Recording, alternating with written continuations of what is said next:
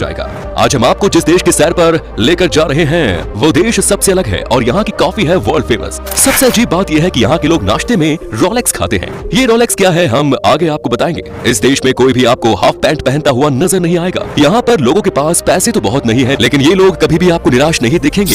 दोस्तों आज हम बात कर रहे हैं अफ्रीका कॉन्टिनेंट देश युगांडा की। तो देर किस बात की, अपना सीट बेल्ट बांध लीजिए अच्छे से और निकलते हैं युगांडा की एक शानदार सफर पर। तो सबसे पहले आपको बता दें कि युगांडा का ऑफिशियल नाम है रिपब्लिक ऑफ युगांडा। युगांडा दुनिया के उन कुछ देशों में से एक है जो कि लैंडलॉक्ड कंट्री है। देश की बॉर्डर 5 अलग अलग देशों से घिरी है। यह है Rwanda, Tanzania, Kenya, South Sudan और Democratic Republic of Congo. Uganda एक लैंडलॉक्ड कंट्री होने के बावजूद लेकिन यहाँ पर नदी और झील की कोई कमी नहीं है। युगांडा की राजधानी कंपाला देश का सबसे बड़ा शहर है और यहाँ की लाइफस्टाइल ही बहुत अलग है।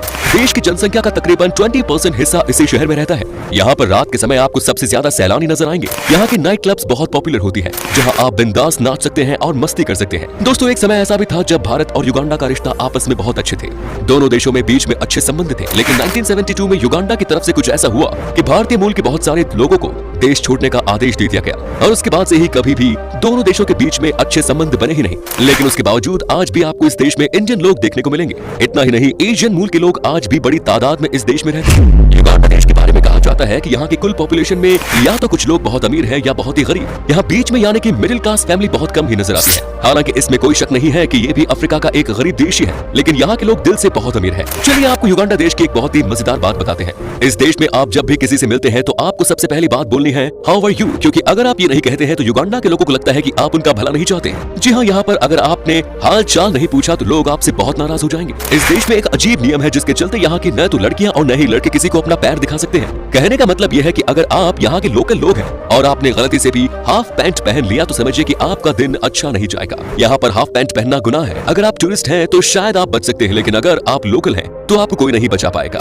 एक ऐसा चर्च है जिससे यहाँ का सबसे छोटा और शायद दुनिया का दूसरा सबसे छोटा चर्च माना जाता है। ये इतना छोटा है कि पादरी को मिलाकर सिर्फ 3 लोग ही खड़े हो सकते हैं। 1996 में बने इस चर्च का वैसे तो कोई नाम नहीं है, लेकिन लोग इसे बेकू पहाड़ी का चर्च के नाम से जानते हैं। यहाँ आने वाले सैलानी इस चर्च को देखने के लिए जरूर आते हैं। इस देश की एक बहुत ही खास बात यह है कि यहाँ पर जब भी कोई नया घर बनता है तब महिलाएं उस घर की दीवार को तैयार करती हैं। वहीं जो पुरुष होते हैं वो छत तैयार करते हैं। आपको इस देश में 80% घर की मिट्टी बनी हुई नजर आएगी, क्योंकि यहाँ की 75% आबादी गाँव में रहती है। मिट्टी का घर इसलिए बनाते हैं क्योंकि यहाँ भीषण गर्मी जो पड़ती है और ये मिट्टी का घर ठंडक पहुँचाते हैं। एक सर्वे में पता चला है कि युगांडा के पुरुष से ज्यादा महिलाएं मेहनती होती हैं। इतना ही नहीं, खेतों में भी काम सबसे ज्यादा महिलाएं ही करती हैं, जबकि मजदूरी भी महिलाएं ही करती हैं। यहाँ के पुरुष सुस्त किस्म के होते हैं या कह लीजिए कि नशे का शिकार होते हैं। हमने आपसे शुरुआत में कहा था कि इस देश के लोग सुबह के समय नाश्ते में रोलेक्स खाते हैं। अब आप सोच रहे होंगे कि युगांडा के लोग घड़ी कैसे खाते हैं, लेकिन असल में ये कोई घड़ी नहीं है, बल्कि ये है यहाँ की सबसे पसंदीदा नाश्ता, जिसे बनाया जाता है आटे से और साथ में डालते हैं अंडे और तरह तरह की सब्जियां और चटनी। बड़ा चटपटा सा होता है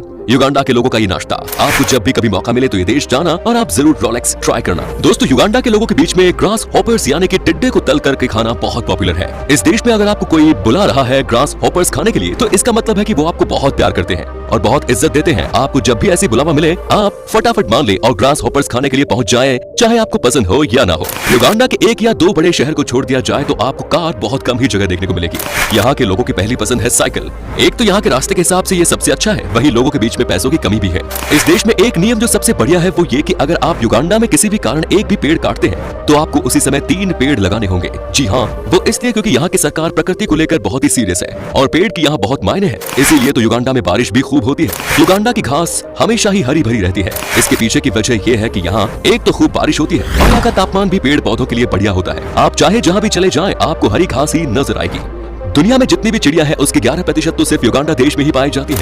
यहाँ आपको अलग अलग तरह की चिड़िया देखने को मिलेंगी। यहाँ के बारे में कहते हैं कि सुबह के समय आपको अलार्म लगाने की जरूरत नहीं है, क्योंकि चिड़िया की शोर से ही नींद खुल जाती है। दोस्तों दुनिया के सबसे खूंखार तानाशाहों में से एक ईदी अमीन भी युगांडा का ही तानाशाह था। कहते हैं कि वो बंदरों से लेकर इंसानों तक का भी मांस खा जाता था। एक अनुमान के मुताबिक उसके शासनकाल में 1 लाख से 5 लाख के बीच लोग बेरहमी से मारे गए थे। युगांडा दुनिया के सबसे गरीब और सबसे कम विकसित देशों में से एक है। तभी तो यहाँ की 75% आबादी गाँव में ही रहती है और जैसे तैसे अपना गुजारा करती है। यहाँ 20% ऐसे लोग हैं जो कि महज सिर्फ एक समय का ही खाना खा पाते हैं। लेकिन जब बात आती है शराब पीने की तो वहाँ कमी नहीं है, क्योंकि एक आंकड़े के हिसाब से यहाँ एक इंसान 1 साल में 12 लीटर शराब पी जाता है ना चौंकाने वाली बात। आपको जानकर हैरानी होगी कि यहाँ की 1/3 जनसंख्या अंतर्राष्ट्रीय गरीबी रेखा से नीचे अपना दिन गुजार रही है। यहाँ के लोगों की हर रोज की कमाई $2 यानी 153 रुपए से भी कम है। इसीलिए यहाँ के लोगों की लाइफस्टाइल बहुत नीचे है। साथ ही इस देश की एक और परेशानी वाली बात यह है कि यहाँ की बहुत बड़ी आबादी HIV बीमारी से अफेक्टेड है और उसकी मुख्य वजह है वहाँ के लोगों का कम पढ़ा लिखा होना।